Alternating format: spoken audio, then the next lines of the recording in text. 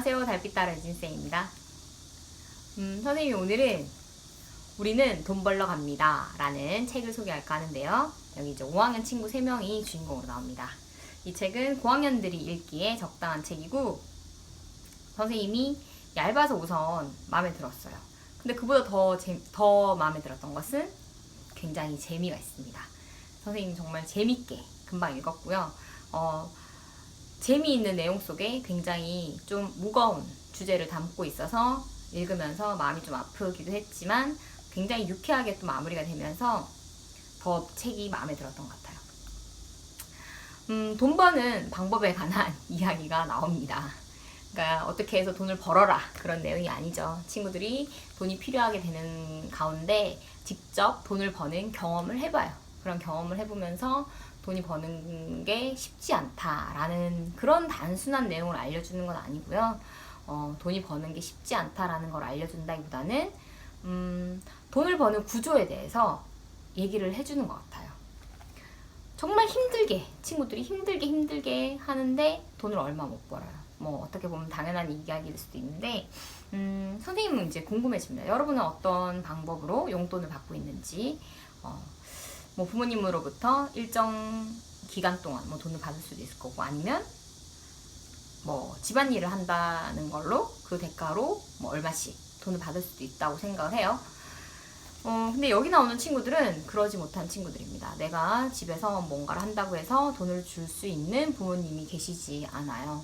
그렇기 때문에 친구들이 직접 사회에 나가서 직접 부딪혀가면서 돈을 버는데 굉장히 그것이 어떻게 보면 불합리하게 보여지는 부분이 있어요. 여기서 최규도라는 친구가 나오는데요.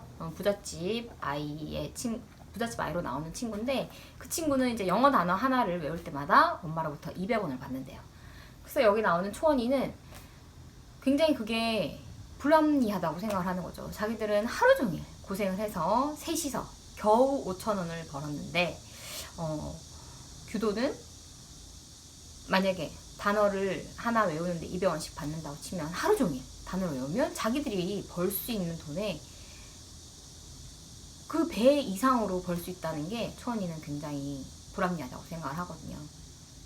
그러면서 초원이가 생각하는 부분이 하나 나오는데 체규도는 돈이 많으니까 누구랑 치사하게 싸울 일도 없고 하루 종일 문제집을 풀고 학원을 다니라 나쁜 짓 할 시간도 없어서 할 수 없이 착해졌는지도 모른다. 나쁜 짓 하는 애들이 착하게 살 틈도 없이 계속 안 좋은 일들이 밀어닥쳐서 어쩔 수 없이 나빠지는 것처럼 말이다. 굉장히 안타까운 선생님 사회구조라는 생각이 들었습니다. 돈을 버는 것도 마찬가지라는 생각이 들었어요. 어떤 사람은 별 크게 노력을 들이지 않는데도 돈을 많이 그리고 또 쉽게 버는 것 같고 어떤 사람은 정말 열심히 일하고 힘들게 하는데도 얼마 못 버는 이게 현실이잖아요. 선생님이 그거를 요즘에 좀 알게 되면서부터 이게 돈 버는 방법이 참 내가 알고 있던 방법이 아니구나.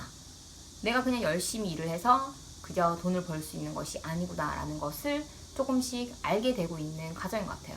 그래서 그런 선생님 지난번에 소개했던 키라 12살에 부자가 된 키라에서도 그런 거에 대해서 잘 이야기를 해주고 우리가 자본주의 사회를 살아가는 데 있어서 돈에 대해서 좀 더 명확하게 알아야겠다.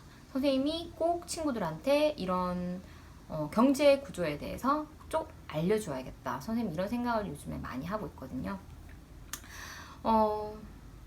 어쨌든 친구들은 이제 그거를 직접 자기들이 하면서 그 구조에 대해서 배우게 됩니다. 작가님이 그거를 풀어낸 것도 참 대단하다고 여겨졌고 또 친구들이 비록 어려운 상황에 놓여 있지만 정말 다행이라고 생각했던 거는 절대 그 상황에서 비가 나지 않고 초원이가 할머니의 말을 빌어서 이렇게 얘기를 하거든요.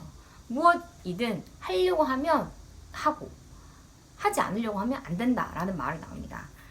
할머니의 말을 빌어서 선생님이 읽어준다면 해보지도 않고 왜 못한다고부터 하는겨? 안 된다고 생각하면 다 된 밥에도 코를 빠뜨리게 되는 법이고 된다고 생각하면 세상 천지에 못할 일이 없는겨. 할머니 말 알아들었냐? 자, 초원이가 이제 할머니가 늘 귀에 딱지가 않도록 하시는 말씀을 친구들한테 얘기를 해줍니다. 초원이는 이렇게 당찬 아이로 나오는데요. 그러니까 어떤 상황에 놓여서 안 된다고 생각을 하지 않고 할 수 있다. 자기도 우리가 마음만 먹으면 할 수 있다는 생각으로 하는 이 친구들의 미래는 선생님은 정말 밝을 것이라는 생각이 들었어요.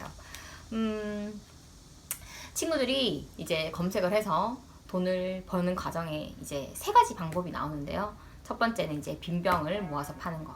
그다음에 이제 두 번째는 전단지를 돌리는 거. 그다음에 세 번째는 정말 안 좋은 방법이긴 해요. 근데 이제 다른 소위 삥뜯기라고 하죠. 이제 그 삥뜯기가 나오는데 물론 친구들이 제대로 하지는 못합니다.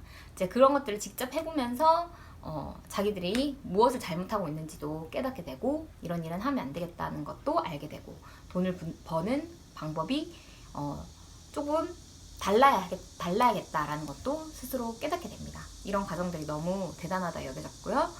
친구들이 이런 과정을 통해서 더욱더 성장할 수 있는 계기가 분명히 된다는 생각이 들었습니다.